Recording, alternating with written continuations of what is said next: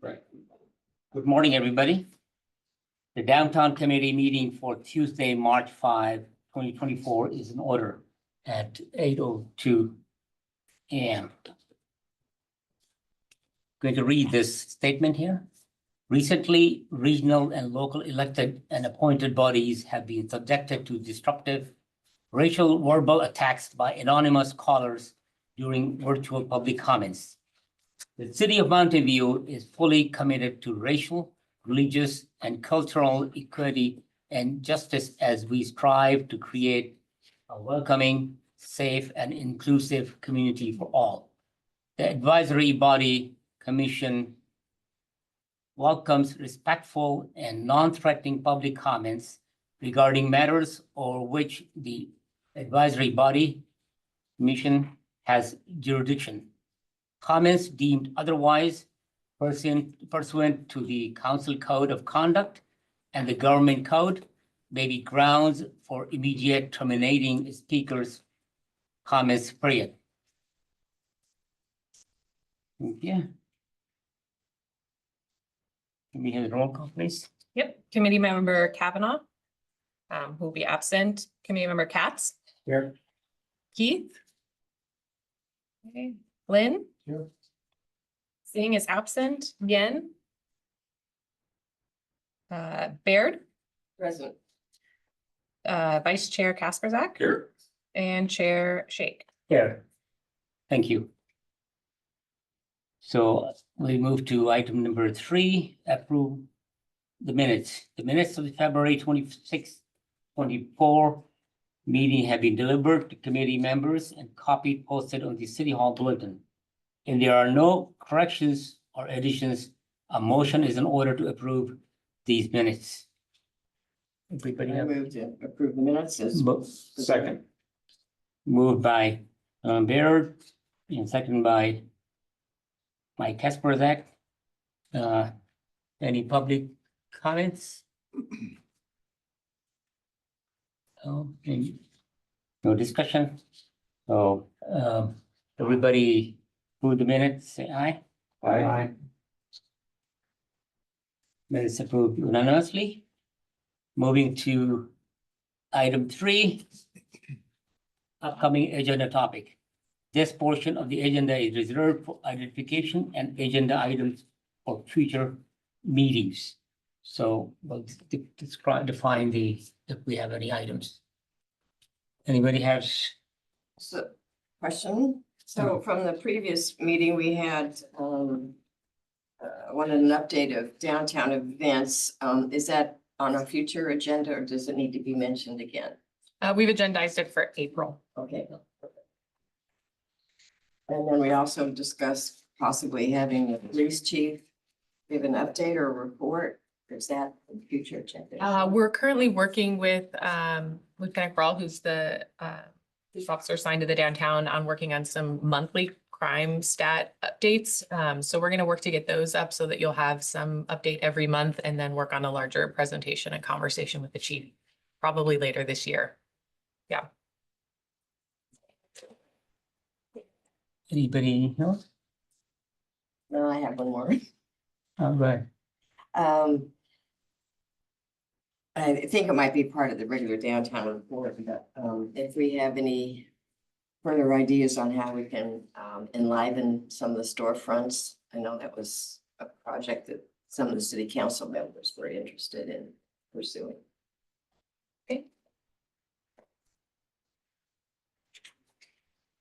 So I have one. I would like to have a presentation by the Mountain View Mediation Program staff or member or the mediators there, which will help the businesses and the community and same way, yes. So you want to have the program explained to us? Yeah. That'd be great, 'cause I What is- really don't know that much about it. Exactly. This is what I thought it will help the businesses and the residents alike. Yeah, Okay, great. thank you. So if there's none in there, any public input? No? Anybody online? We do have a member of the public online. If you're interested in speaking, please raise your hand now. No hands raised. So we'll go to item number 5, which is oral communication from the public. This portion of the meeting is reserved for persons wishing to address the committee on any matter not on the agenda. Speakers are limited to 3 minutes.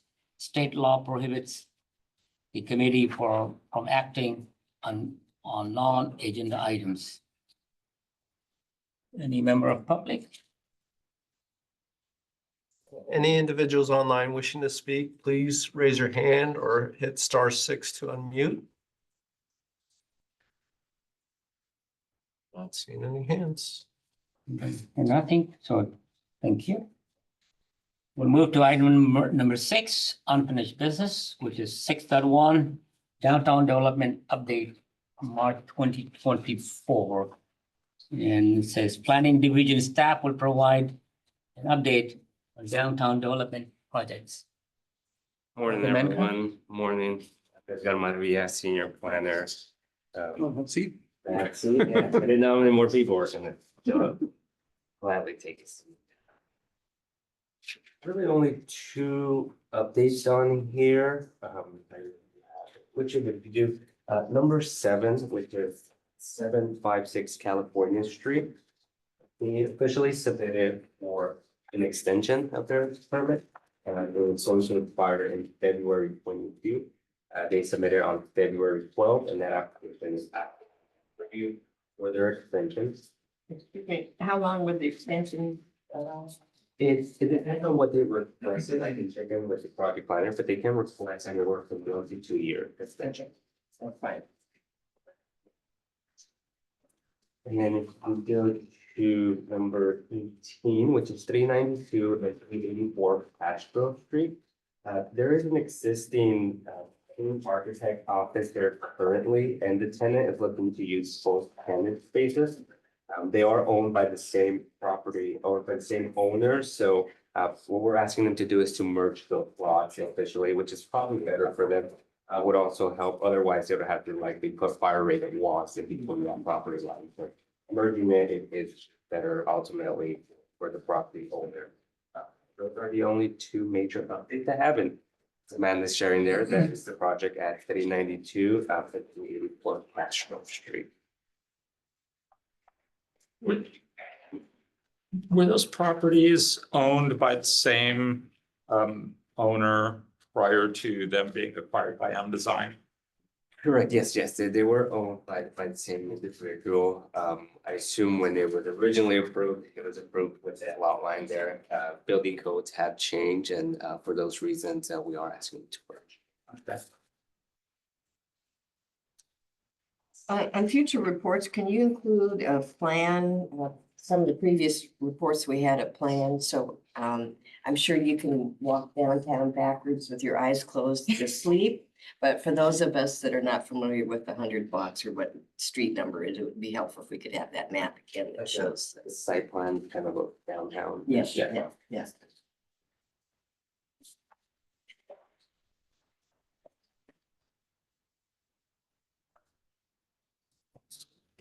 Just following up, what's the process to merge properties?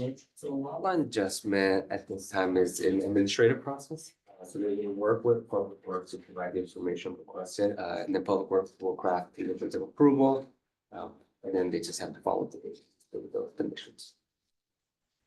How long normally takes? Quite a few years. No. It would obviously depend on the level of your architect and responding to comments accordingly. But likely it shouldn't take longer than the 3 months process. The But, conditional approval. The property has to be re-recorded.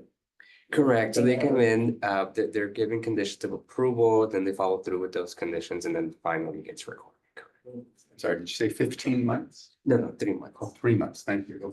Okay. Let me clean this up. Any more questions, comments? Any comments or questions from public? Online? I'm not seeing any hands raised. Great. Thank you very much, Edgar. Thank you. Before we go to 6.2, I would like to recognize that Mary Ann has joined us. So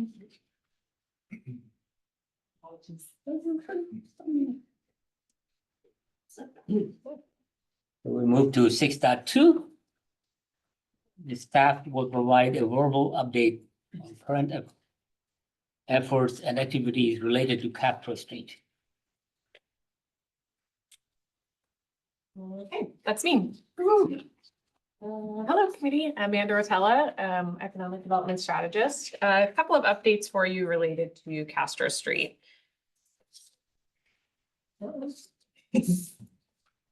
Too excited. Oh, boy. I might have to restart the program. Okay, well, give me a second while that is happening, but first thing is we are at our patio licenses. So we had 3 more patio licenses executed since we last met. So that brings us to a total of 28. Was that all the updates on patio licenses? Related to patio licenses, yeah, I don't think we have anything else. We have a couple other who are still in the pipeline, so we have quite a few applications that we're still working through, but we're up to 28 total. I had a Okay. question about side streets. Okay, thank you. Yes, I will speak on side streets as well. So related to side streets, we had a little bit of a challenge because many of the side street businesses have these good sized alcoves. And so they kind of have, their patio license would sort of span both public and private. And so we had to work with our colleagues in the planning department and public works department to determine, okay, whose purview is this? Originally it would have been 2 separate processes that they would have had to go through, but we were able to work with public works and planning to find a path forward. So everyone on the side street who has sort of that public-private dynamic will go through the patio license program process that we have for everyone on Castro Street. And then do they pay the same rental, like per square feet rental fee as the Castro Street? Like if you have your, Yes, Okay. so they'll pay it's like $604 one-time application fee, and then the per square foot rent, which will be due every year. thank you. And I will say, we just recently had that identified, so we're going to start doing outreach to some of the side street businesses to get them into compliance, because there's quite a few that are operating without. Okay, give me a second, I'm struggling to pull up this. I also heard some disgruntled side street businesses because based on, again, nothing but hearsay, that, the rental fee comparatively to the previous sidewalk cafe is much higher. So to them, it's a hit-on business, right? So I think it would be very helpful to clarify what the fee is for. Yeah, and we have had that feedback, and actually, if John would speak to that while I pull up my PowerPoint. Sure. So there's a couple things that are going on with the side street businesses to be clear. So one is making sure that there's an accessible walkway through. Often when there's too many tables on the sidewalk, there's not an accessible path. So in some circumstances, the width of the sidewalk is going to actually dictate whether any patio furniture can be out there. So there are likely to be people that have had furniture out there that will not be able to have furniture out there, because if you put a standard table out there, there's not enough width on the sidewalk for a wheelchair to pass. That's one instance. The second instance is, as Amanda alluded to, where there are the private alcoves that allow for both the use of private alcove and some of the sidewalk, we can accommodate that.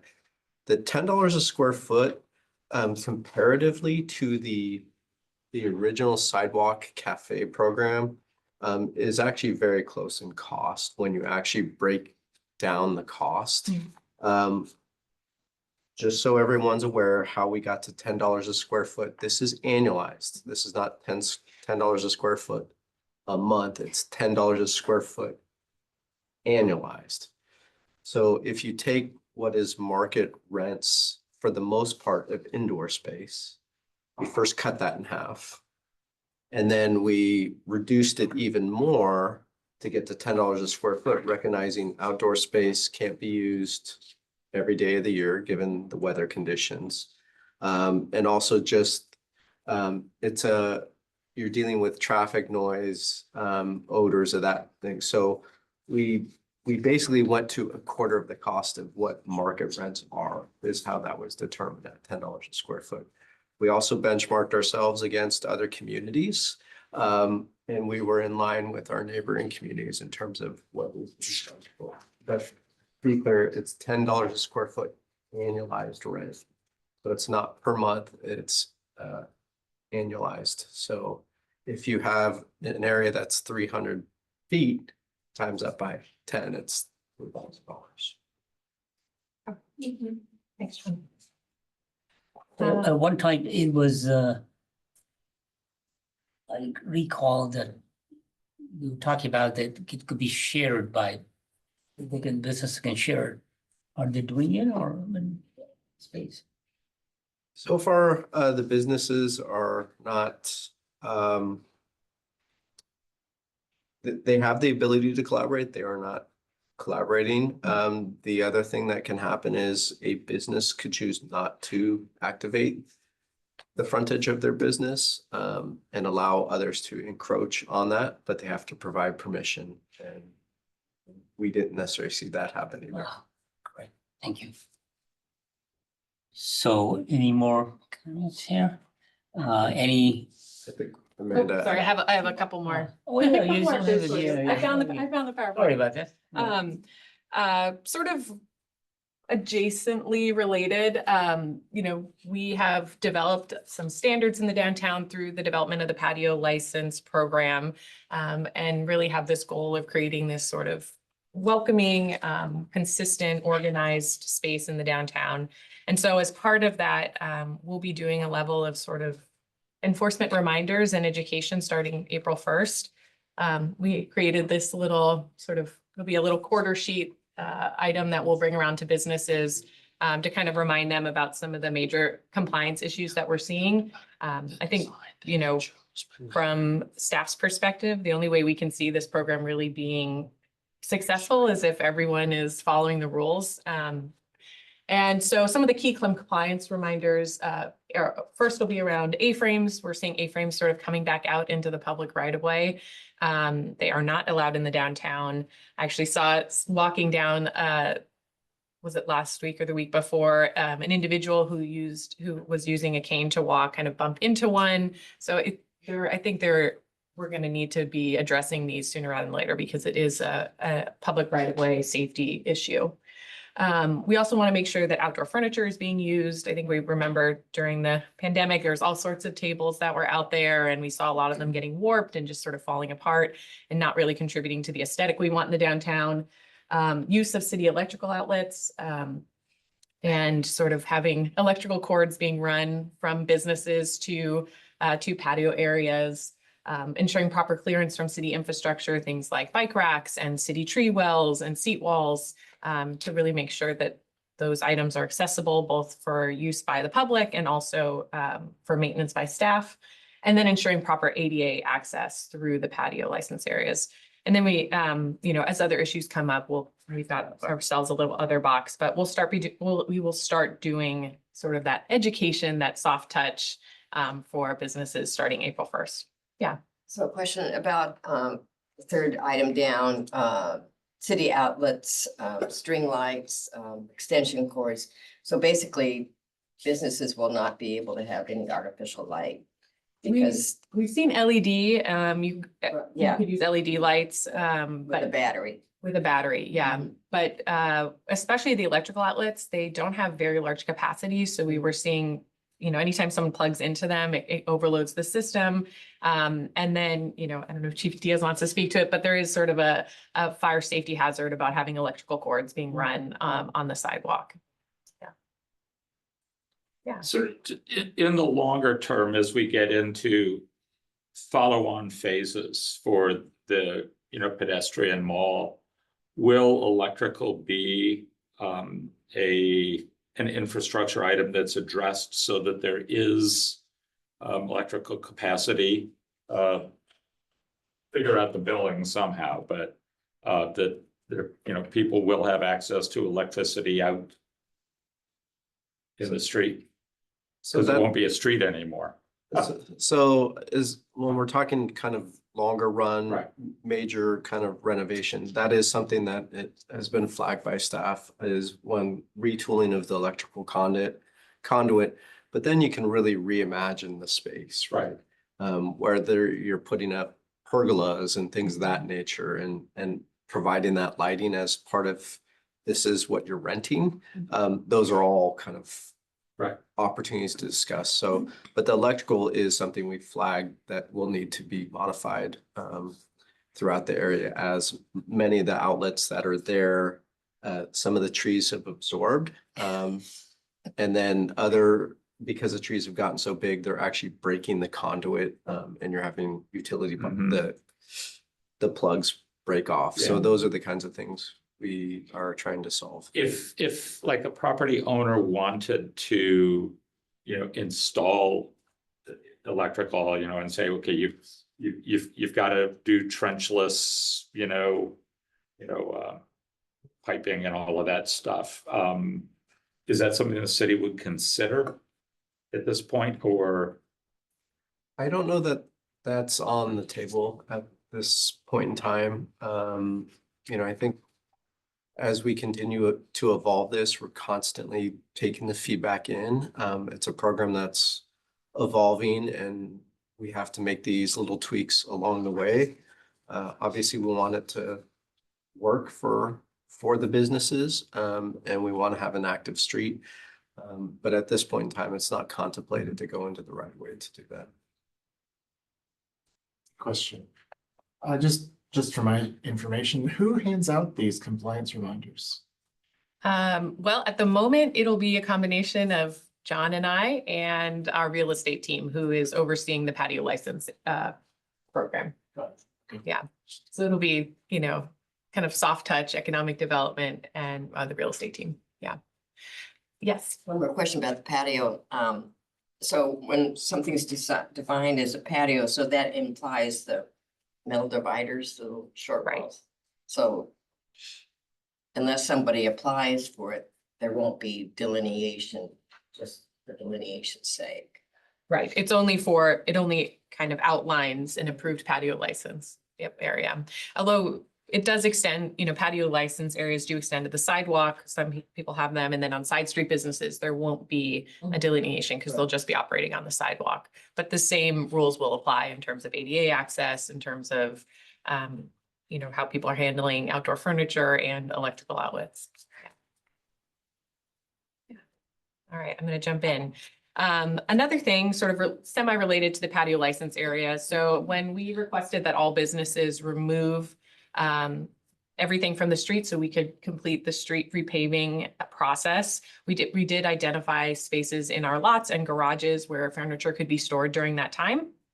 We are now kind of on the tail end of that, where businesses have moved back out onto the street, but have left items in the parking lots and garages. So we're going to begin, as part of our April 1st enforcement, kind of gearing up for spring and summer, begin reaching out to businesses and letting them know that they either need to remove items from the garages and lots, or staff will be removing and disposing of them. So you can see they've kind of fallen a little bit into disrepair. And so we're working to address this, and we'll be collaborating with our community services department to address that. Yeah. So how do you know what belongs to whom? Yeah, so we'll just do a general outreach to the downtown community and letting them know, like, this is the deadline to remove if you have anything in the parking garages. So just sort of a blanket, kind of notification. A lot of the businesses sort of went to the nearest parking lot or garage near them, so we can kind of narrow it down. In the instance of this one, we were able to kind of go to a number of the businesses that were sort of that the backside of their businesses was in that parking lot, and kind of, is this yours? Is this yours? Is this yours? So we'll do a little bit of that extra face-to-face outreach in addition to some communication around it. You could just make it be street art. Yeah. Always. Yeah, it would make for a really interesting art piece, all the leftover furniture. A testimony to COVID. That's right. Yeah.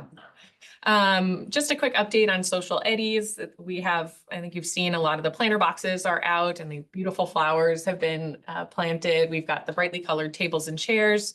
Our community services department is targeting April 1st to bring out the games and other play infrastructure, kind of pending on weather. If the weather's terrible, it might get delayed slightly, but we should see April 1st. The rocking horse will be back out, and some other activities. And they're also looking to sort of expand and bring in some new elements. So it should be pretty fun down there. Just a quick update on the outdoor furnishing grant. So we came and spoke to you and let you know that staff was working on pulling together the agreements for these. Agreements have started to go out to the applicants. And so we're getting agreements signed, and businesses are starting to submit their invoices and proof of purchase for reimbursement. There are still some funds available. So if there are businesses that are interested, we do have some additional money that can accommodate that. And that it's not just for the downtown, it's citywide. As I mentioned, we will have a larger presentation on events in the downtown in April, but just sort of an update. Music on Castro will start next month. So in April, Music on the Plaza is also scheduled, and Kidstock. So just a quick update that those things are coming down the pipeline. And then lastly, I wanted to share, we've been working with the city manager's office on developing new communication channels around downtown.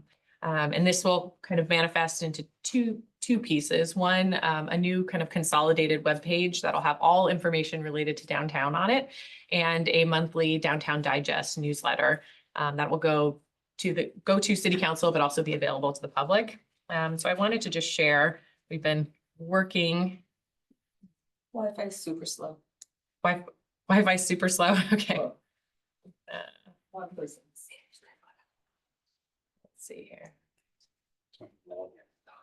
Yeah, No, that doesn't come up, that's why. that might be why, okay. Why is everybody? Well, let's see. Okay. So this is the new Downtown Mountain View website. The easy link is mountainview.gov/downtown. And just to kind of orient you to this, so we're created sort of two organizational structures. The first is this timeline, which is a graphic that we'll update, but it talks about, things that are happening now, things happening in the short term, so planned for 2024, and then longer term out. And then each of these, there is a page where you can go for additional information. So anything on this happening now list will be available on the ongoing page. Same with short term and long term.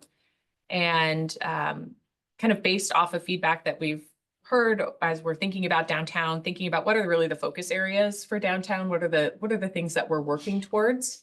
And so we've got sort of thriving business environment, clean and welcoming spaces, opportunities for play, and public safety.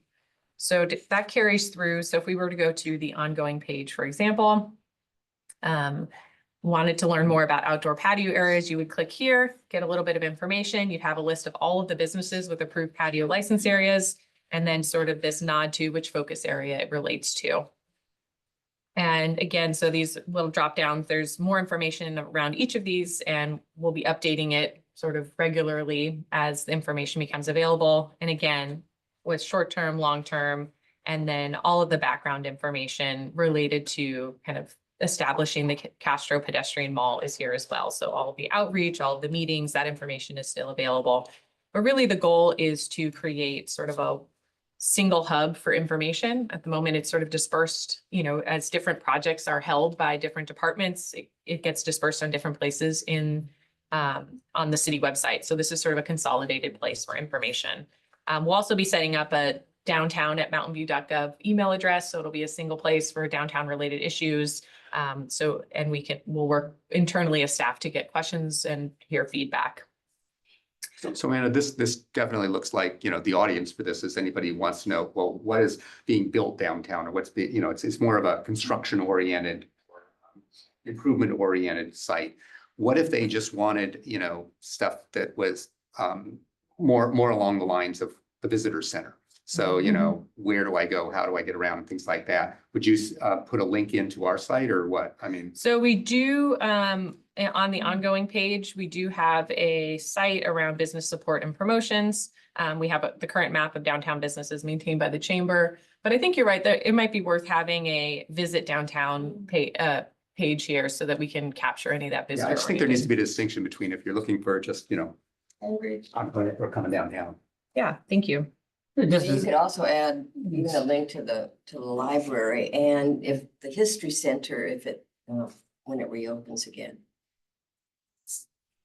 I cut you off. no, okay, I was wondering, just to segue what you were saying, would it be a good idea to link your tour, historical tour, if somebody wants to know about the history of the, besides what it is now? Yeah. We can look at all of that. Yeah, thank you. That's a great idea. I will add that in. I will say this is a page that went live yesterday. So- Work in progress. Yeah. So it's very much a work in upon progress. it last night and I went, whoa, it really looks good. Yeah. Do you remember the days when Mountain View's webmaster was a volunteer? Yeah. Congratulations. Yeah, so thank you. And like I said, the Downtown Digest, we're aiming for March 12th. So next week it's supposed to go out. Amanda, what's the update on the paint, the striping down the middle of the street? The decorative street treatment. Thank you. That's a much better way of saying it. Well, I'd love to bring the project manager up, Aruna, who can share a little update on that. Sure. Thank you. Aruna Bodina, Transportation Planner, Public Works. Our next step after going to the Visual Arts Committee and the Council Transportation Committee is to bring it back to the council. But we did get some feedback from both the committees that we went to is to update the renderings and, to increase, what we have shown for the recommended concept, which was Rosette's concept, kind of flowing through the three lots was to increase the coverage and update the renderings to show that and also bring back cost information. So staff is working with a consultant on that one right now. And we are hoping to bring it back to the council before they go on summer break. So it's in the works. Okay. Yes. Do we anticipate having it done prior to the summer of this year, or is this a next year thing? Our aim is to have it delivered, done during the warm months, so we don't, run into the same issue as last year doing something in winter months, so Right. our hope. But, I think during the construction, the impacts are the work is somewhat limited to the central walkway itself, so it's not like last time where we were It's not doing disruptive. repaving that you have to take out the Right. patios. Right. This potentially would work with the patio still in place. Thank you, Aruna. Thank you.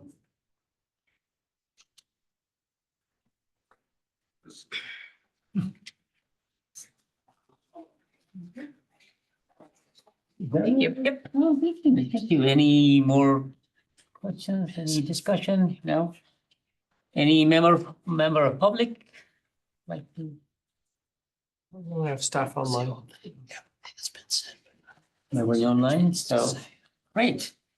So we'll move to item number 7. The 7.1 presentation of the fire department 150th anniversary celebration.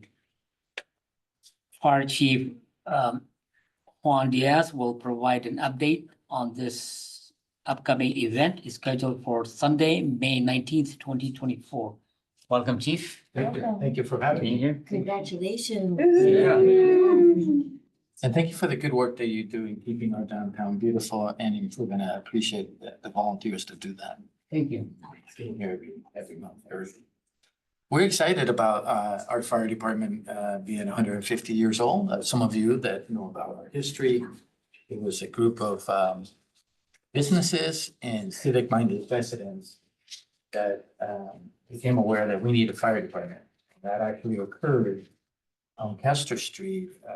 You probably know our history that when the railroad came into Mountain View, a lot of business started growing right around the Mountain View station. So we I shouldn't say we, the fire department, because I wasn't here then. The members of the community got together at Rogers and Rogers store and over a potbelly stove, 50 civic-minded residents and businesses formed the Mountain View Fire Department.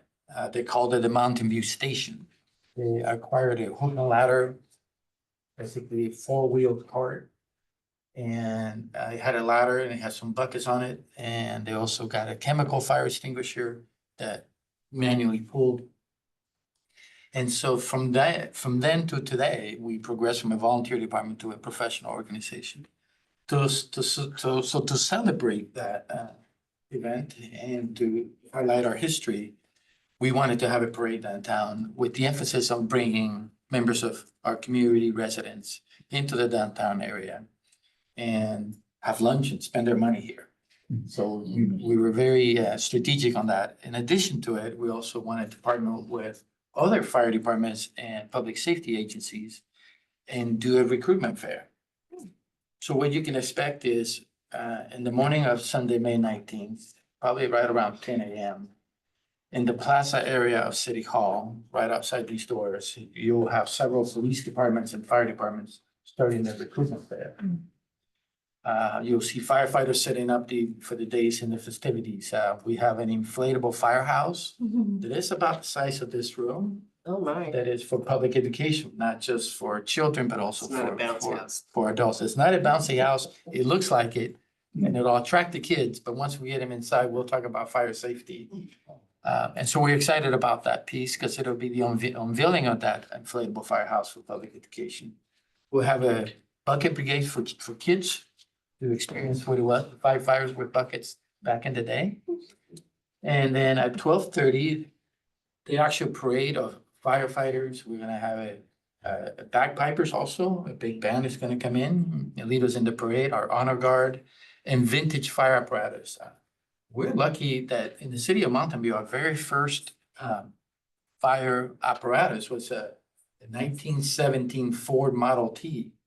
And we still own it. It has never left the city. It's the oldest serving member of our department. So we're excited that we still have it. It'll be in the parade.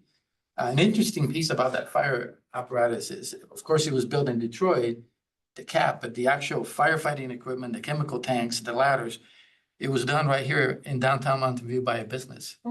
So it's a homegrown, home built. And if you think about the early 1900s, there was horses everywhere. So for the fire service to transition into a motorized piece of equipment was significant. And Mountain View has always, in my opinion, has had this vision of being progressive. And we were one of the very first fire departments in this region to have a motorized fire apparatus. So it'll be in the parade along with many other vintage fire apparatus, including, we're gonna have 2 steam fire engines from back in the day when you fought fire with fire. Pulled by horses. We're gonna have a hook and ladder pulled by horses. We're gonna have a chief buggy, the fire chief would ride with a horse to the fires on a buggy. And we will have also a hose cart. So there's gonna be about 12 horses downtown, not to worry. I got a team of firefighters that will come behind cleaning. So it'll be we believe to be just a great day. We haven't had a fire department type of activity since probably the 1980s when we held fire musters. Firefighters could meet on Castor Street. And so we're excited about being able to celebrate that day with our community. We have these posters, so if you would like to have one, please let me know. I'll pass it if you have a business or you know of a friend that has a business. And we look forward to it for it being advertised so we can bring people downtown. I know you. We have. You have. I can put one at the mouth. Are there any questions about the day? We'll start on the Police and Fire Administration Building, 1000 Villa. We're gonna travel east, and then we're gonna go south on Castor Street, ending right here at City Hall. And you can expect there will be hundreds of people and dozens of vintage police and fire and emergency vehicles in the parade. So we know it'll be a great, exciting day, and we're just trying to pass the word so we can bring people downtown to enjoy it with us. So all the bollards that block off That's gonna be all. They're gonna be removed that morning or the night before, correct? Yeah, we're coordinating very closely with the city's traffic division. So did you get a to accomplish special permit all for the that? logistics? You know, when the fire department says we need to get in there, we usually are pretty successful. Okay. So I just wanted to add something that I don't think Chief Diaz even knows yet, and that is that 2 nights before is the celebration of leaders at the Computer History Museum. And we've talked to the Public Safety Foundation about using, usually they get 5 minutes on stage to do a volunteer of the year. We've actually talked to them about reorienting that so that it's all focused on the 150th anniversary for you. So there'll be an even special spotlight Friday night there at the We Appreciate celebration. it. Thank you very much. Yeah, that sounds really exciting. Yes. It'll be fun. It'll be a lot of fun. It's Oh, good. I forgot to tell you about Dalmatians. So there's a group in the Bay Area, Dalmatians Bay Area. And they're gonna be in the parade with us. So there'll be Dalmatians. There's Dalmatians became part of the fire service because they get along really well with horses. And so firefighters will have them in the fire stations back in the day. So we'll probably have about a dozen Dalmatians that will be in the parade. Pardon my ignorance, but how old is the city? 1902. 1902 is when the city became incorporated, right? But the fire department, we were unincorporated. Okay, yeah, because when you say There was a 150 years. downtown. So in 1874, there was definitely a downtown. In fact, I think it was in the 1880s, there was a significant fire in downtown Mountain View. Almost took out the entire area, but. Was that in the downtown or on the Grant Road? No, This one here. so the new downtown, because, yeah, he's very correct. The original downtown was El Camino and Grant. Yeah, by correct? Grant. Yeah. And then when the railroad opened, everybody decided, well, not everybody, but business got closer to the railroad. You know, stage line. Yeah. train line, Yeah. you know. Yeah. That's what I- So it's 150 years, so it predates the city. Oh, yeah, Correct. yeah. So was it called the Mountain View Fire It Department? was called the or was it Mountain View called- Station. Okay. So because of the Because of the train train station. station, Yeah. they called it the Mountain View Station. Got it, okay, thank you. And it was very close, it was apparatus were stored very close to what today the police and fire administration building is. Yeah, so the railroad came in 1864 and then slowly businesses moved from Old Mountain View. Right. Up here. Yeah, and I understand in Castro Street, there was actually a creek that ran through down. Yeah, at one time. Oh, yes, And well, there that's a was- long story, which we won't. Yeah. Oh, okay. But read the book. Come on the tour. That's great research. It sounds like a very fun program. I was wondering, should we mark our calendar for 151st for next year? I think typically we celebrate milestones that are a couple of decades. So Um, you're, No, I'm going. you're So suggesting 300. the First annual. first annual fire parade. That's right. Yeah, I'm saying that every We year can would take be that some. under consideration. I will tell you, my focus is public safety, responding to emergencies. Not And- parades. But I can see the desire to want to have an annual parade. I would not be against it, but it is a lot of work. And I'm sure our community service department will probably explore that option if we have the means to do it, but. Kids love it, you know. Oh, I yeah. was always big in the spring parade. Yeah, I was gonna say, we used to have a family parade. Right, no, I've seen it in the history book, yeah. Right, I'm- So, question, looking at the website of the parade, it Yes. says something about community involvement, or I can't remember, it almost implied that community groups could do things, or is that just sort of a general What, the intent of that language was to say for the community to come and be part of the celebration with us, meaning come and see our vintage fire apparatus, come be part of the bucket brigade, come and visit the inflatable firehouse, come and have lunch downtown with us. That was the intent. Okay. So we're not soliciting people to march in the parade or. No, Yeah. primarily the parade is vintage fire apparatus, Mountain View firefighters, Mountain View modern fire apparatus. And as I mentioned, there's a Dalmatian group and then the bag and pipes. It's gonna be real loud. It'll be you'll hear it.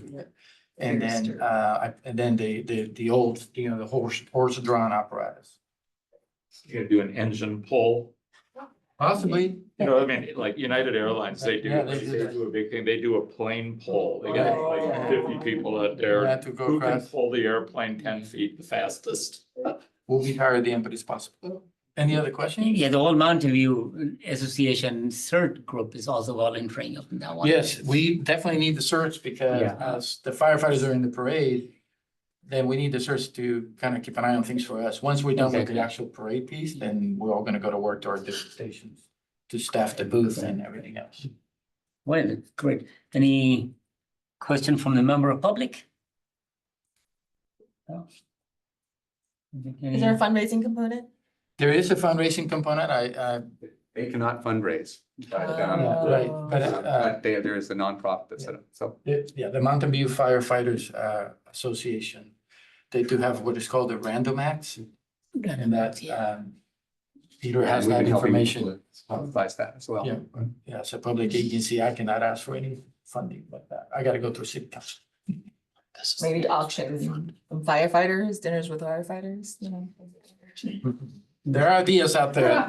Putting it out there. That has been used by other communities. That's right. We're doing pretty good in terms of internally in the department, we created some T-shirts and some stuff to sell in the firefighters, but the proceeds from that are gonna get used to pay for some of it. Yeah, we had some kind of race or something at one time. Oh, yeah, the fire, yeah. Yeah. Tournaments, Right. yeah, Yeah, sure. great. Well, I think we're done. Thank you very much. Well, thank you. Very much being here. And may I be- Great, we'll be there. Dismissed. Yeah. Sure. right. Yes, have a great day. Thank you. Great. Yeah, great. Definitely bring a make it.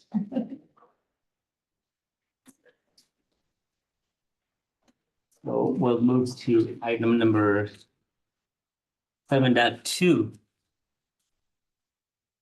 Presentation of the sister cities.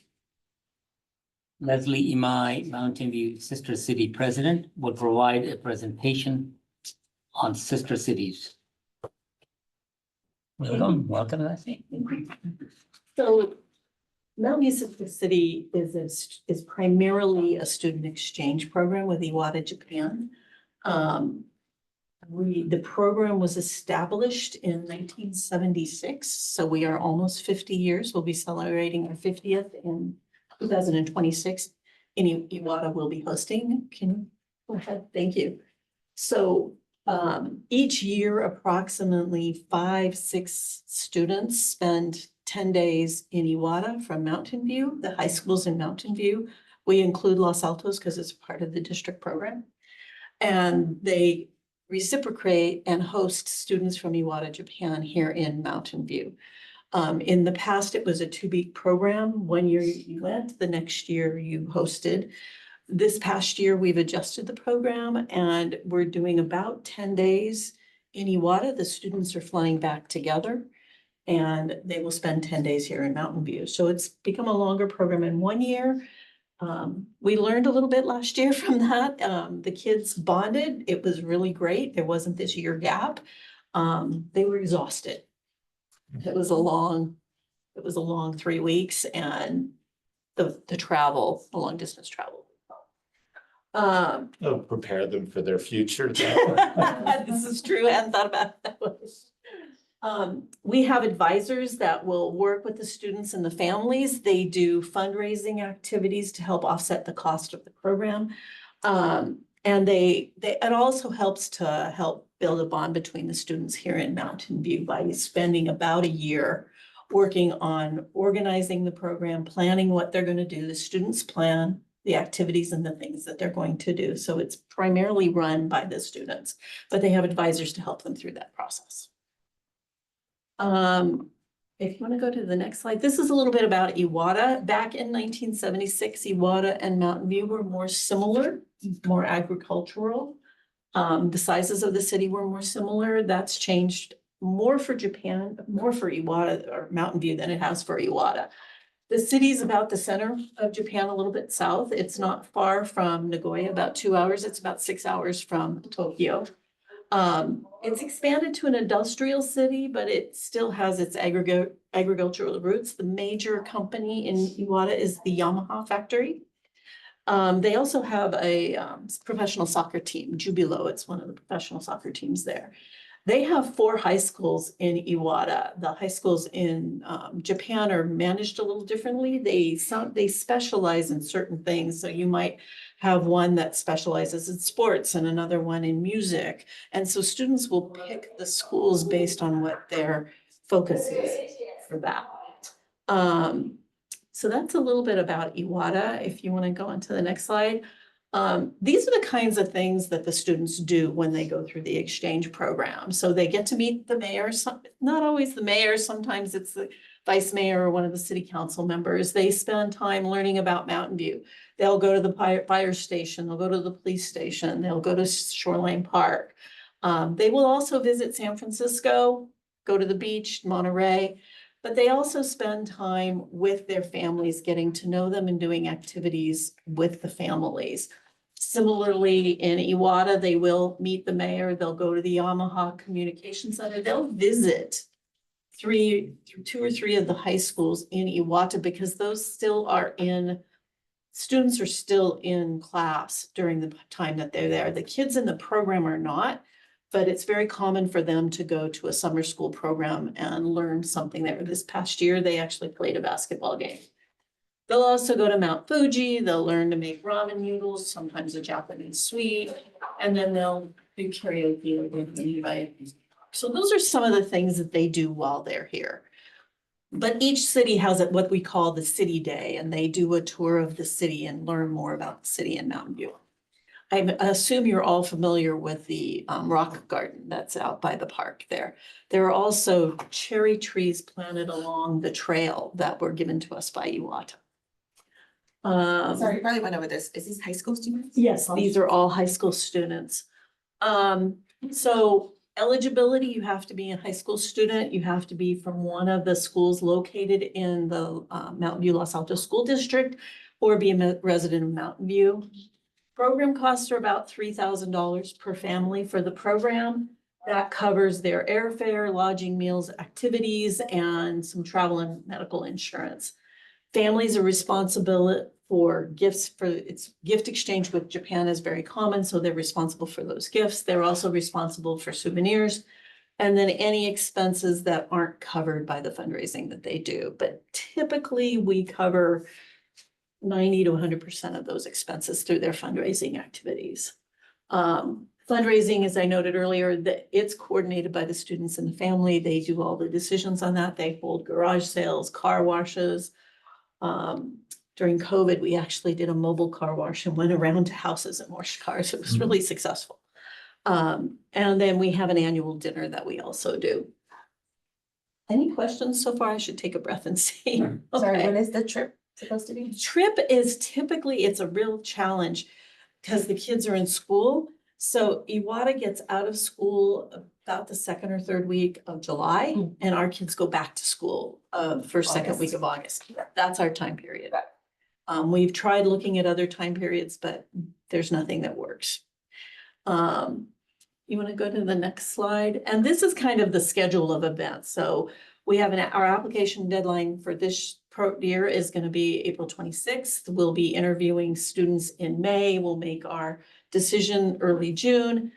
They have paperwork that's due, and then they'll spend the next year fundraising and planning and organizing. And then in July and August of 25 is when they'll actually go. So it's more of an every other year program. That's how the program works. There is a high school to high school exchange with Mountain View High School and Minami High School in Japan. And I believe that's also an every other year program. They send 25 or 30 students, but it's during spring break. So we spend about 3 days in Iwata and then they go to Tokyo, and I'm not sure what other things that they do. It's a very different program. This is a fully embraced homestay program. You're spending that time with a family. There is also, I think about like 5 years ago, maybe 8 years ago, Iwata had an effort to build a business relationship with Mountain View. 2017. 2017, thank you, I wasn't. And so they came here to Mountain View and met with the city manager and the Chamber of Commerce. They had a presentation on some of the things that they wanted to do. And so they've built that relationship. That relationship resides with the Chamber of Commerce.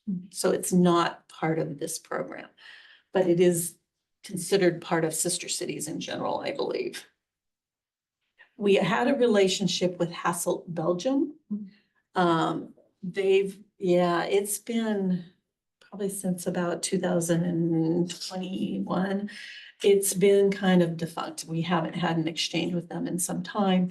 They have been more interested in a business relationship than in the student exchange.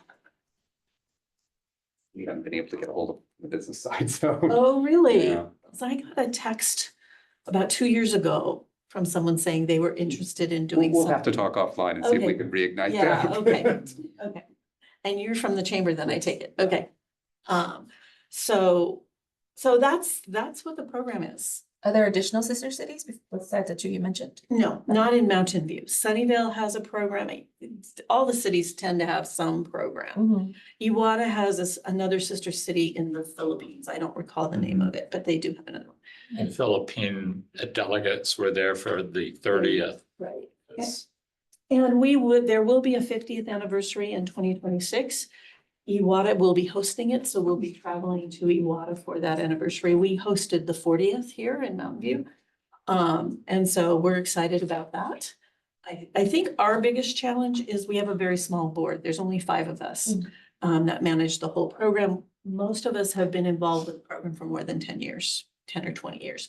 And so we're looking to try and find folks who would be willing to take on those responsibilities. It's a challenge. It's a big challenge. Some of you actually students on the program. We've had asked students to be advisors, Okay. but not really stick with the board and program longer term.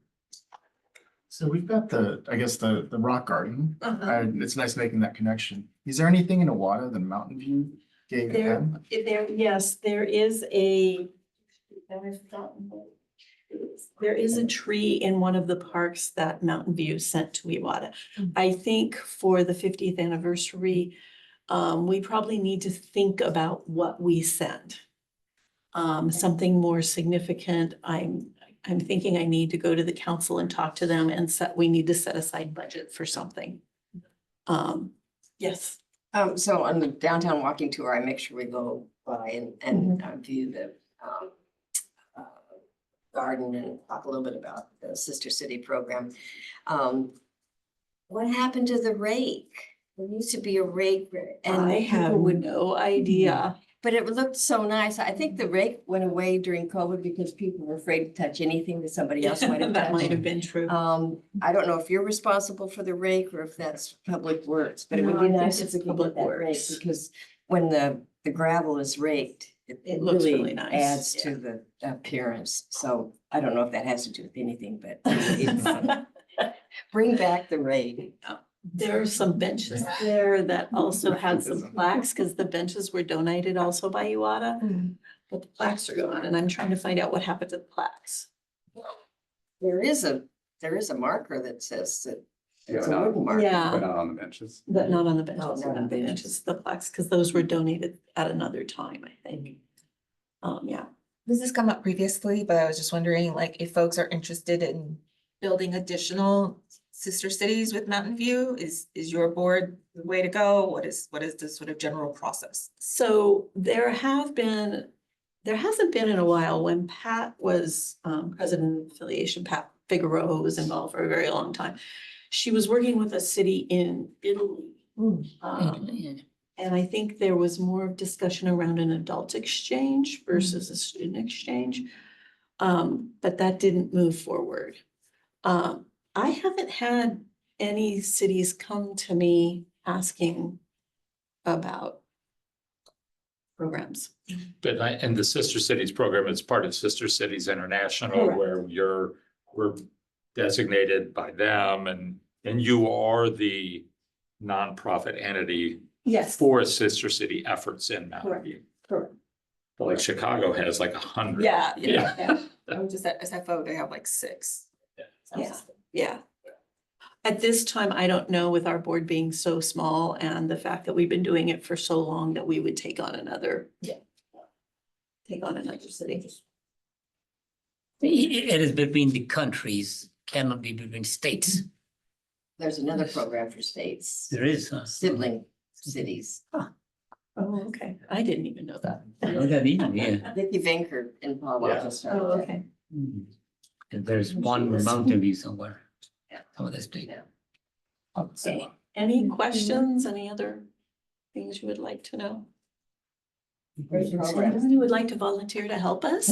I'm Well, that open was, to that was one volunteer. question is, are you looking for new board members? We are looking for new board members, yes, we are specifically. Yeah, I was thinking LMV projects, the Leadership Mountain View. Okay, oh. That's a great idea. That's good. Is there any questions from the member of public? No? Yes, none.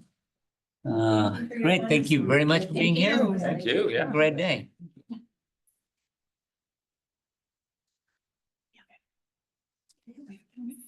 Okay, I'll come by, I'll email you and we'll set up some time. That'd be great. Thank you.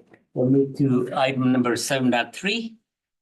Active transportation plan, downtown analysis. Public Works staff will share information on the development of the active transportation plan and solicit feedback regarding bicycle and pedestrian issues specific to downtown area. Welcome. Thank you, Chair. I'm Brandon White, Active Transportation Planner for the City of Mountain View. Appreciate everyone having me today. And I hope we have a great conversation. So we're gonna talk about the Active Transportation Plan. As the Chair said, this is more of a listening session. Next slide, please. Here's the agenda. We're gonna talk about the Active Transportation Plan vision, guiding principles. We're gonna have a focus on the downtown. We're gonna talk about the background projects, next steps, and then a discussion where I will be taking notes on your input out downtown. So the Active Transportation Plan. The ATP aims to further development of health and sustainable transportation for all modes, ages, and abilities. It's going to be a clear vision that clearly sets out goals for active transportation. So walking, biking, rolling in the city of Eastview. Going to set out policy recommendations and provide a prioritized list of pedestrian and bicycle capital projects. And this is a bit different, and it's a marriage of our current bicycle transportation plan and our pedestrian master plan in a way that we can update both of them and get a little bit of cost savings. But also specifically, I mentioned the pedestrian projects because the pedestrian master plan didn't really lay those out, and we will in this project with the ATP. Will this deck be sent out? I can, yeah. Totally. Thank you. And so we're also going to be looking at opportunities to implement green streets. So this is where we are progressive, and as Mountain View, we try to lead regionally, and this is what we're adding to the effort here is how can we bring green infrastructure plants into our streetscape design. All right, next slide, please. And here is the vision statement. So there's a lot there. So I called out the main principles here. Lead regionally, improve community access, create a culture of walking and biking, make sure that it's low stress, and a green network of trails and streets.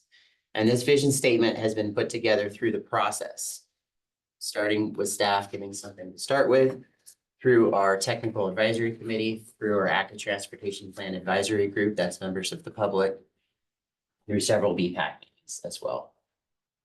Next slide, please. So what we've done thus far. So we've had general outreach on the active transportation plan. And by that, I mean citywide outreach. We had a map-based survey go out that has had over 665 responses. We did 6 community conversations that involved 85 people. And then this is an effort where we went to where the people are. So we went to the Day Worker Center, we went to the Community Services Agency twice all three of those times we had Spanish translation, there. We went to the senior center twice and we went to the community center once. We then also had 5, free walking and 2 bicycle tours across the community. And we wanted to focus on areas that we didn't always get participation. So 2 of our walks were in and around Brankstorf, California, Escuela area. And another one of our walks was up around Sylvan, the Sylvan community there. And of course, then the bicycle tours, were split north to south across the entire community. For that, we had over 100 participants. And then, as I mentioned, we've been to BPAC. We've had 3 presentations to BPAC, and there's a lot more to come, which I will talk about in the next steps. Next slide, please. Can we interrupt you during? It's fine with me. Or do you want to wait until the end? I'm afraid I'm gonna lose my thought. Sure. So, you had 665 responses. So how do you judge that in terms of, response? Is that good, bad, what you expected? My understanding from the short time I've been here, the city of Mountain View, is this might be the highest response we've had. Yeah, that's a very high response rate. And we held the survey open longer because initially we kind of looked at who had responded. We got some demographics on them, and Spanish speakers were underrepresented. The rest of the population, we had like representation, and so we held it open longer, and that's why some of these other events happened too.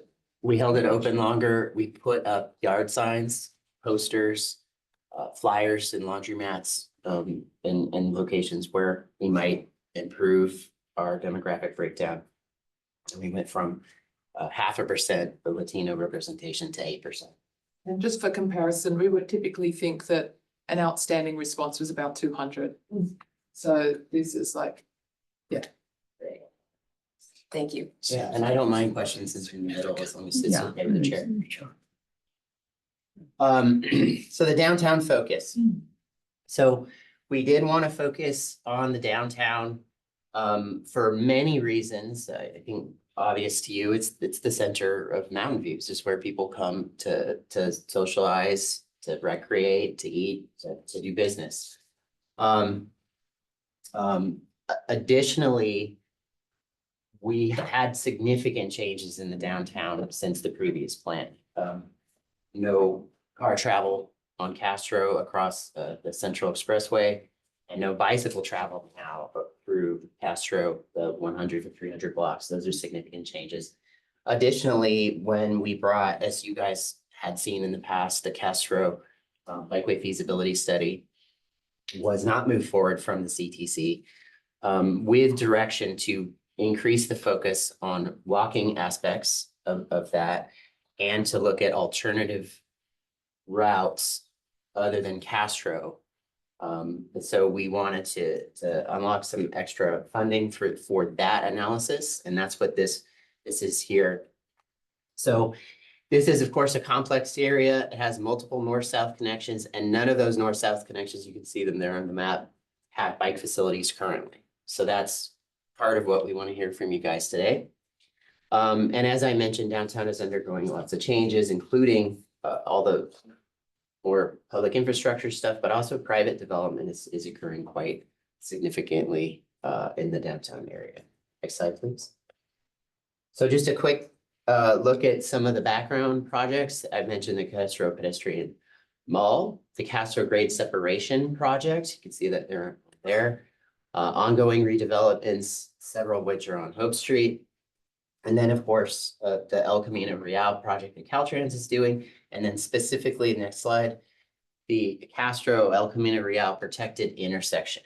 So this was a portion of the Castro Bikeway feasibility study that was put in the CIP and was approved as part of the CIP.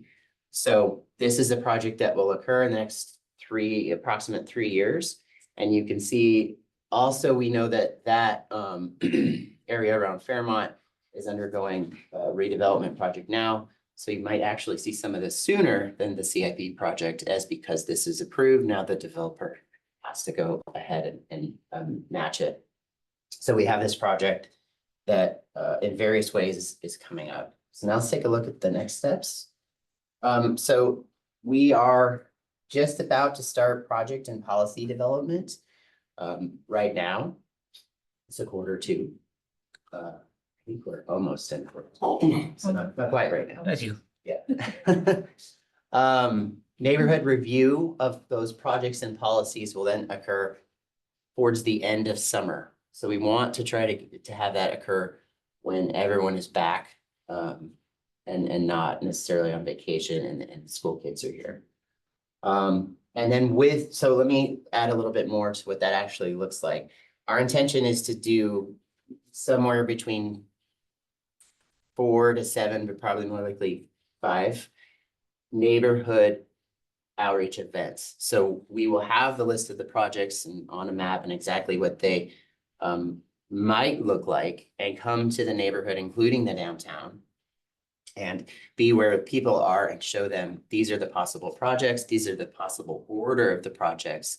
What do you think? So we'll focus on that, that neighborhood, but it also is in context of the entire city because, of course, it's a competitive process for funding. So that's what that would look like through quarter 3 of 24. And then from there, we'll take the feedback, modify things, and then we'll run up 2 different possible scenarios. If we did this group of projects, how might the city look in 5 years? If we did this group of project, how might the city look in 5 years? Compare the 2, collect input on that. And then as we wrap up and start to draw up a plan, literally type up the plan, we'll provide input through this process. We're providing input to the city council, but will come for final approval much more likely in quarter 2 of 2025. That's where we are here on the next steps. And so for my final slide, I just got some questions up here that I'm gonna switch over and start taking notes.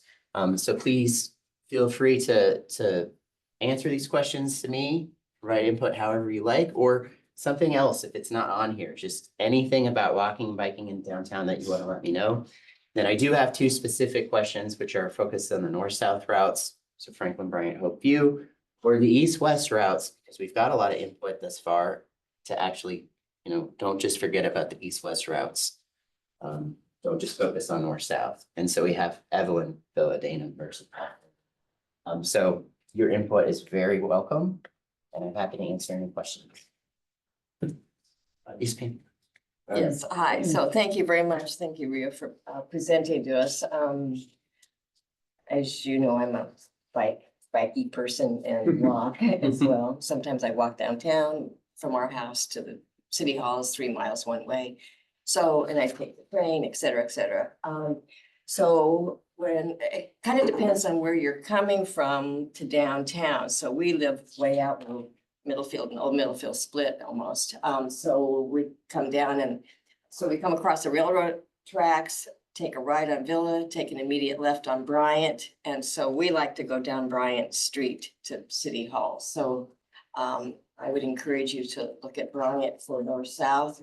I would also encourage you to look at Hope on the other side of Castro Street so that we have two ways to get north and south. It also depends on where you're trying to go.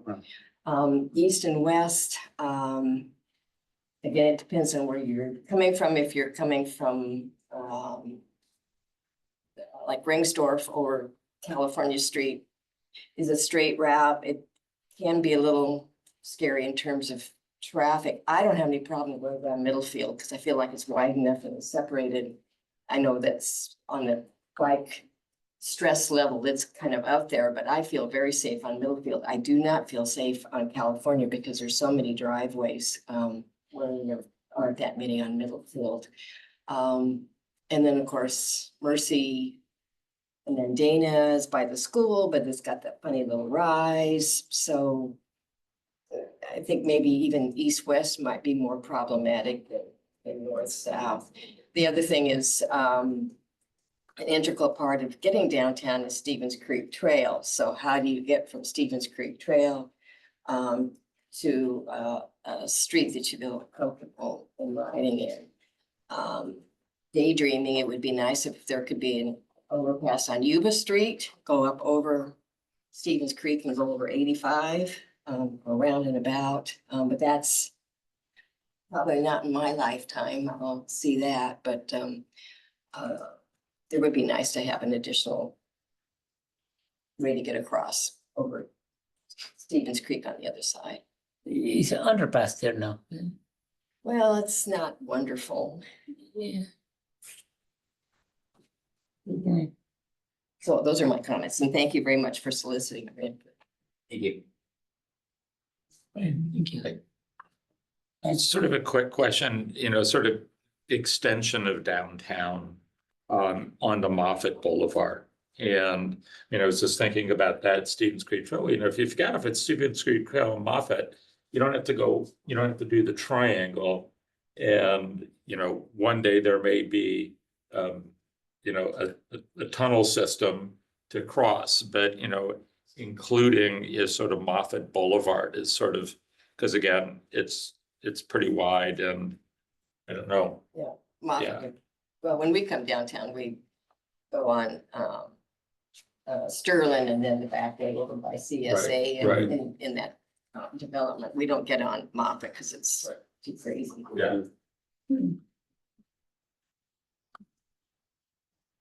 That would be a good point. So Brandon, I think we talked about this when you met with the chamber, but I just want to reiterate it, and that is that there's a couple of things here. One is that we still need to consider not just bicycles, but we also need to other wheeled vehicles, be they scooters, be they skateboards, be they whatever. And how does that factor into the overall planning process? Including PDDs, Personal personal delivery devices. I guess so, yeah. Thank you for pointing that out. But I think that's one of the things that gets lost is that there is more traffic than bike traffic and how do we integrate all that together? The other thing, we run into this all the time with like Art and Wine and so on is, you know, okay, I understand I have to walk my bike for 300 blocks, or I need to park it. Where do I park it? And how do we set up appropriate parking spaces? And what goes hand in hand with that, of course, is theft and crime. And how do I make sure that if I do leave my bike there, it's there when I get back and it's in the same condition?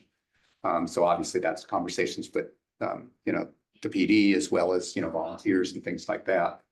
The other thing that we hear, and we hear this from businesses all the time, is that, you know, a lot of their traffic comes from people who aren't in cars, which is a good thing. We like that. But how do we make it easy so that they can get in, out, and around?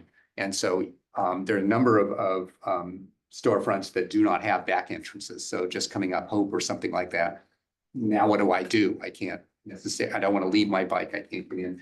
And so how do we make sure that it's a welcoming environment for bikes as well? Thank you. It's a good point. So I don't ride the bikes as much, but I walk a lot. You know, amazed from my home. I walked this morning from home. And there's so many different ways. I never go from point A to B the same way, you know, it's all a different way. But some of the streets, like the question number 3, east-west, these like Evelyn coming in here stops at PD, kind of turns, you know, and Villa, it's get very, very, very busy at most, I mean, morning and evening, afternoon time, and probably it's safe for walking, but I mean, for bikes, it is kind of iffy. And like if you look at the Dana and Mercy, it's not as much traffic, not as busy. But again, I found out in California, especially for riding a bike, it gets very confusing when the turn, the light changes and just sit there and it gets very confusing. So that's my observation there. You mean at the circle? At the circle, yeah. Roundabout. We're not used to it, I think, roundabouts here. It's not a real traffic circle. Nobody. Thank you, Chair.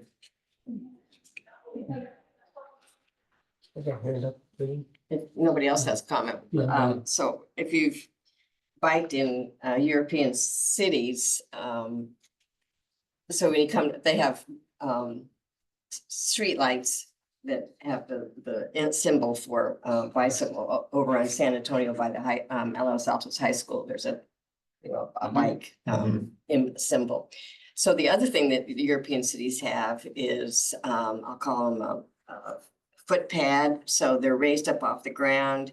So when you're at a light, you don't have to get off your bike and to start up again. So it's a little like a foot paddle that's maybe about 15 inches off the ground. It's at an angle. So you can put your foot on that and then you don't have to mount your bike again to start up again. So my husband and I, who was on the Bike and Pedestrian Committee for 8 years, I said, well, we need to have more bikes before we can get those in place. And Greg was saying, but if you have the things in place first, then maybe it'll make it easier for people to bike. So anything that you can do to make it easier for people to stop at a light, not have to get off your bike or do the little balance act, that would be helpful. And I don't know what's involved in putting those in, if they're considered a walking hazard or whatever, but they really are nice. Thank you. So what do you call those? I don't know. You got me. But I know what you mean is sort of, well, it's like if you're by the curb, you can Yeah, put your right. foot on the curb and, Yeah. you don't have to dismount from your seat, Yeah. so. In terms of the biking community, I mean, because we talk biking and half the people are gonna think of their 5-year-old kids riding a bike. And the other half are, the Lycra crowd that, ride 40 miles to and from work every day. And At 20 miles an hour. right, yeah, and so, in Mountain View, sort of what are the demographics of our bicycling community? Is that data that we capture? No. So we do capture, especially now with the plan, count data, but people riding by, we don't make any judgments on their ethnicity or gender. Right, and I don't really mean that. I really mean the purpose for biking. Is it kids biking to school? Is it kids just being recreational? Is it, workers commuting? So I think it's really a lot of all of that.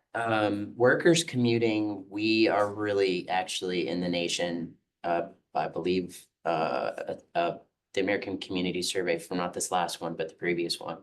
We're 17th highest in the nation for people that commute to work via bicycle, which is really very high. We're in the Bay. We're only second to Palo Alto when it comes to that. And then it's very difficult to evaluate recreational trips for adults and kids as well. But with a counting program, which we're starting up now, which we'll have more details on as a few things shake out, we'll have a better idea of what our recreational trips look like. I will tell you this, we had a camera placed up to count bikes and peds and cars at Central and Evelyn.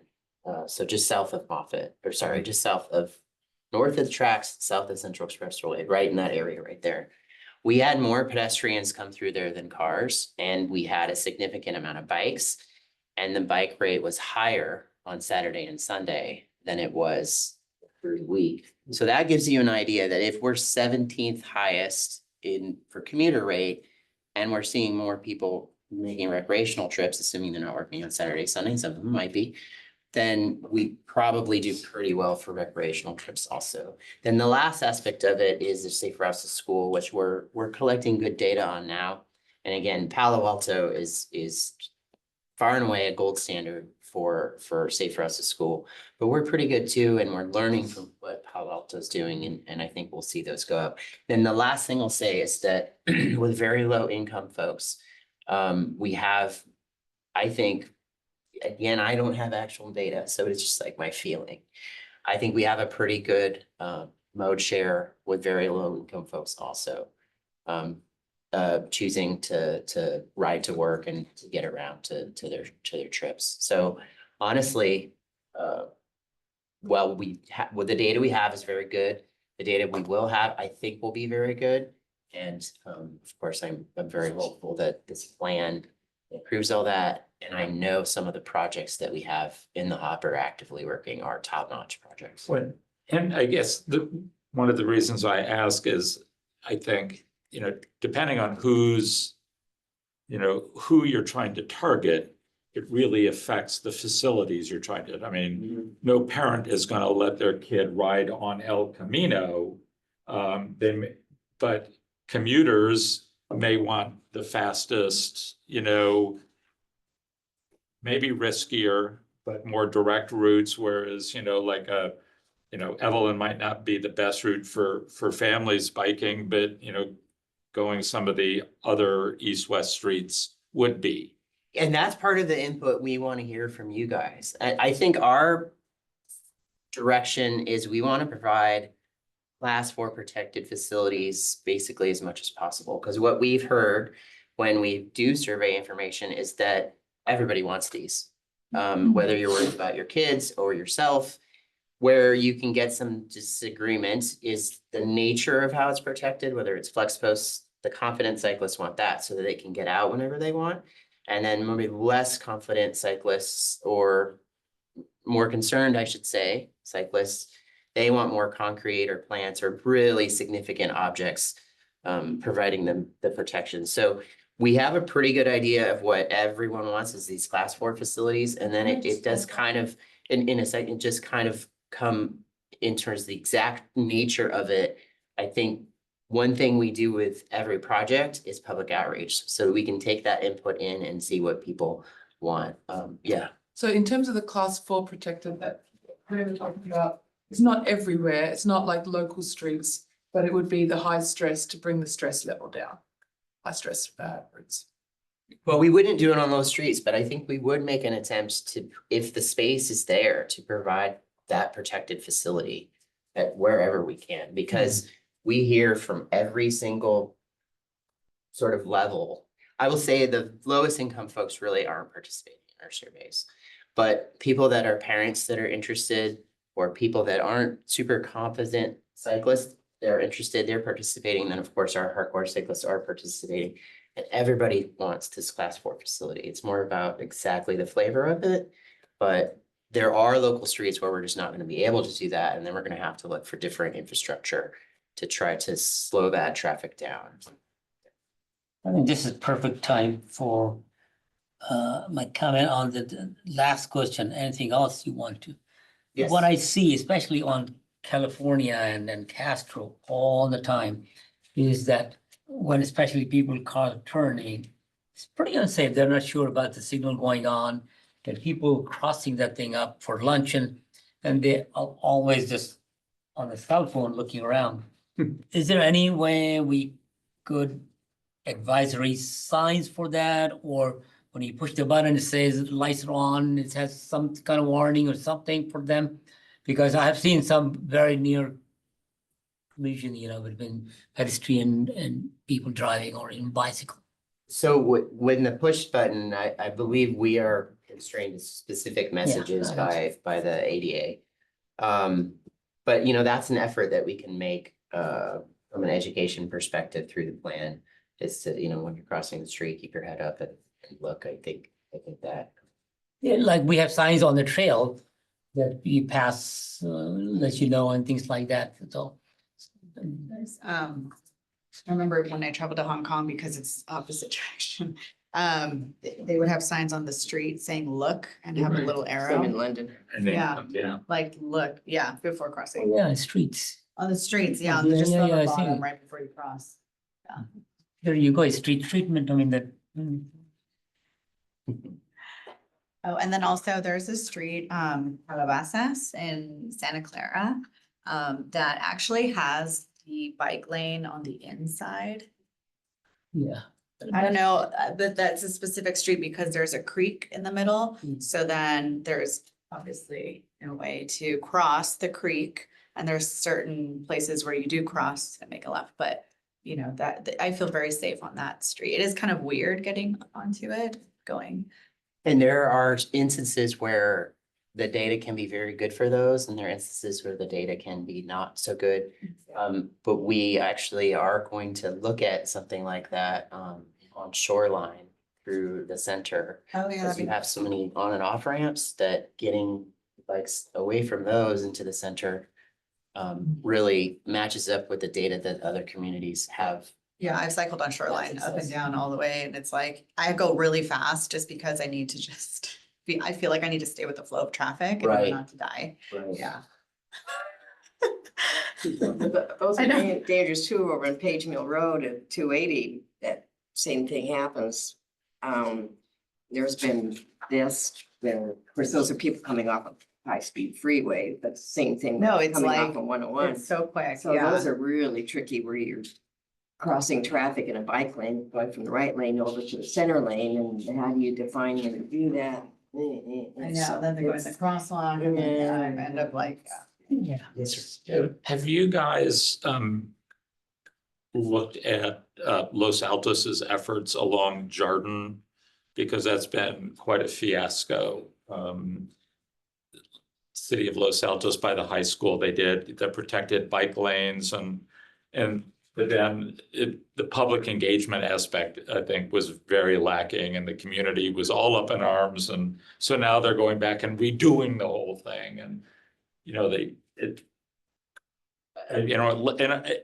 I guess the real question is, are we involved in that at all from an observational perspective to see what they did wrong, what they did right? Was it a communications issue? Was it, you know, a technical planning issue sort of thing? Yes, we do get feedback on a reasonable amount on Mountain View's residents on Los Altos and some of the things that they've done. And we strive to have a lot of public engagement before anything is done. And then to use practices that have demonstrated success in other cities. We want to lead regionally, but not experiment on our people. One more comment, you're talking about Villa Street, so Sunnyvale is going to be putting in more of a bike boulevard on Villa Street. And I think there's planning that we're going to coordinate with that, but Villa is another street that I don't mind traveling down, because it does get you somewhere. You know, You can go down to the Sunnyvale train station. You Evelyn. Evelyn? I'm sorry, Evelyn. Evelyn, yeah. I love Evelyn. Evelyn. But do you feel safe on that one? It's a good riding Well, I bike. feel okay. I don't know if I'd want to do it at 5 I'm o'clock at paranoid. night on a winter I night. just want to be on a trail. But it's a good way to get yourself down to Sunnyvale, That's how so. I get from Santa Clara to, Yeah. take on. Sunnyvale is a great partner, particularly on Evelyn Street. And we're watching very closely the direction that they go and because they're gonna be going first, we'll be able to integrate and learn from what they didn't do. And then, however, that's part of, and I wrote down that you like that, like Evelyn. That's part of this process because where does Evelyn shake out in this priority list? Where does Ranksdorf shake out? Where does Bryant shake out in this priority list? And so hearing that is part of this process. And when we come back into the neighborhood, you'll see the list for the entire city and then focusing, more on what's in that neighborhood. But it is a competitive process for the limited. So, like I said, I wrote down Evelyn.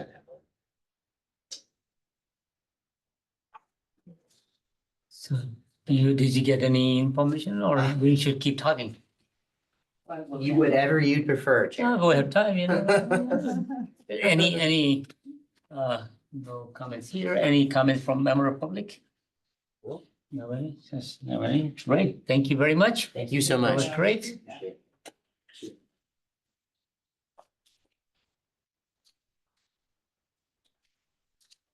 So. Yes. Yes. Thank you. We move to item number 8. The committee staff comments, questions, committee reports. No action will be taken on any questions raised by the committee at this time. Here's for. Go ahead, Peter. Just a shameless promotion that March 22nd is the city annual update. and to make sure that all of you not only come, but invite everyone you know and spread the word. And that's over at That's over, Community Center. that's over at the Hyatt Centric. the word. The Hyatt Centric, Oh, that's right, right. Yeah. and it's a Um, breakfast meeting, so doors open at 8, the presentation starts at 9. And March 24th, we'll be conducting another walking tour of downtown. That's Sunday at 2:00. Oh, and our last one, we had Mayor Pat Showalter and her husband participate, and Ann Collins, the new library community engagement manager. Maybe next tour you should try on a bicycle. You're talking about. Well, Brandon just left, so. Yeah, then right there. No. Sorry. No, we were just talking about the history tour. I thought we should have a history tour on a bicycle instead of pedestrian, both. Well, then, but we need those little footpaths so we can stop and Yeah, okay, not have to dismount. great.